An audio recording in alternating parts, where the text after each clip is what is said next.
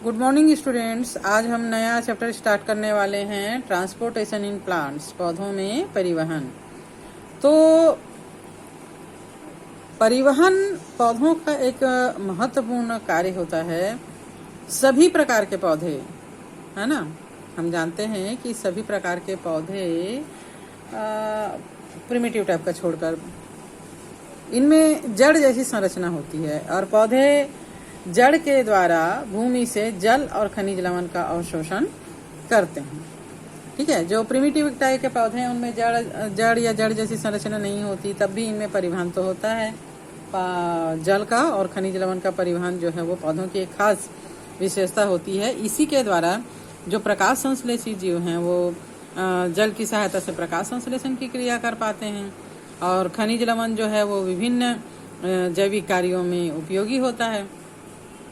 तब इस प्रकार समस्त प्रकार के पौधों के द्वारा भूमि से जड़ों से जल और खनिज लवण का अवशोषण करना और अवशोषण करने के बाद इस जल और खनिज लवण को पौधे के विभिन्न भागों तक, जड़ से तने में, पत्ती में, फूल में, फल में, सभी भागों में पहुंचाया जाता है।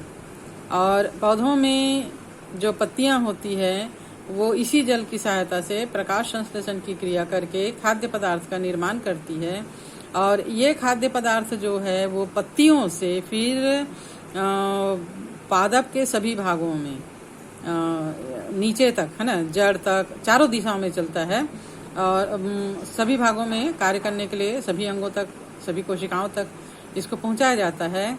इस प्रकार जल एवं खनिज लवण पदार्थों का पौधे के सभी भाग तक पहुंचने की प्रक्रिया और प्रकाश संश्लेषण के फलस्वरूप बने हुए भोज्य पदार्थों का सभी भागों तक पहुंचने की प्रक्रिया ही कहलाती है परिवहन, ट्रांसपोर्टेशन। पौधों में किसी भी प्रकार का परिवहन तंत्र नहीं पाया जाता है, फिर भी बहुत लंबे पादप जैसे यूकेलिप्टस सिकोया में परिवहन की क्रिया संपन्न होती है। अंग पाए जाते हैं लेकिन तंत्र कोई विशिष्ट प्रकार का नहीं होता है।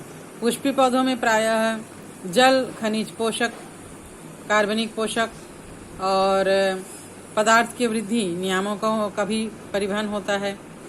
कम दूरी तक पदार्थ की गति प्रसरण या विसरण के द्वारा साइटोप्लाज्मिक धारा सक्रिय परिवहन के सहायता से भी हो जाता है।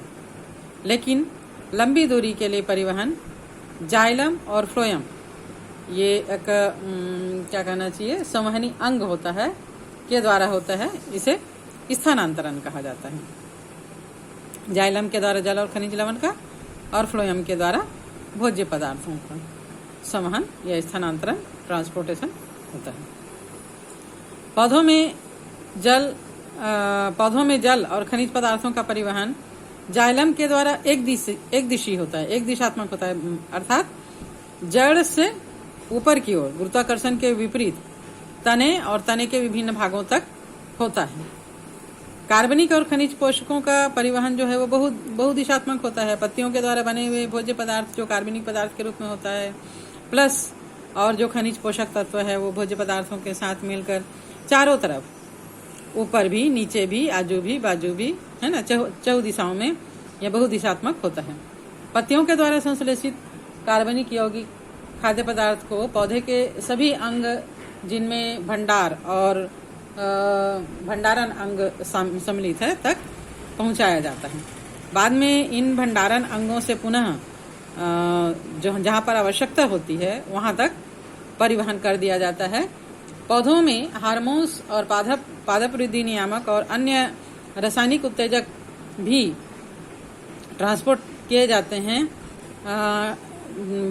यद्यपि इनकी मात्रा बहुत थोड़ी होती है, पर इनका परिवहन जो है वो एक दिशी या एक ध्रुवी होता है और ये संश्लेषित स्थान से दूसरे भाग तक जो है वो ट्रांसपोर्ट किए जाते हैं।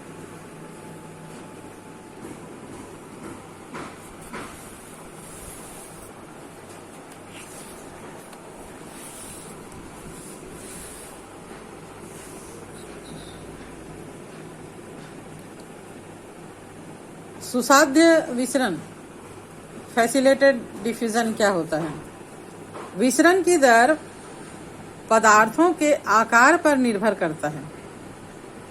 लघु पदार्थ का विसरण तेजी से होता है और जो बड़े पदार्थ होते हैं उनका विसरण गम गति से होता है।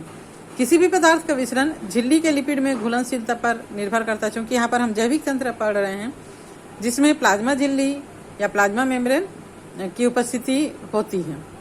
तो ये जो है वो झिल्ली के लिपिड में घुलनशीलता पर निर्भर करता है। जो पदार्थ लिपिड में घुलनशील होते हैं वो तेजी से विसरित हो जाते हैं, लेकिन जो लिपिड में घुलनशील नहीं होते हैं, जल में घुलनशील होते हैं, जलरागी पदार्थ होते हैं, वो झिल्ली के आर पार कठिनाई से गुजर पाते हैं। इसलिए ऐसे अणु को आर पार ले जाने के लिए झिल्लियों में प्रोटीन होते हैं जो वाहक या वेक्टर का काम करते हैं, कैरियर का काम करते हैं। ये पदार्थ सांद्रता प्रवणता स्थापित नहीं कर पाते हैं, जबकि अणुओं के विसरण के लिए सांद्रता प्रवणता निश्चित तौर पर पहले से ही उपस्थित होनी चाहिए, चाहे प्रोटीन ही उन्हें सहायता कर रहा हो। इस प्रक्रिया को ही सुसाध्य विसरण कहा जाता है। सुसाध्य मतलब एक साधन के कारण विसरण का होना सुसाध्य विसरण कहलाता है। सुसाध्य विसरण में अणुओं को झिल्ली के आर पार करने में विशिष्ट प्रोटीन सहायता करते हैं और इसमें ऊर्जा भी खर्च नहीं होता है। इस विसरण में निम्न से उच्च सांद्रता में पूर्ण परिवहन नहीं कर सकता है, अतः इस कारण ऊर्जा के निवेश की आवश्यकता होती है।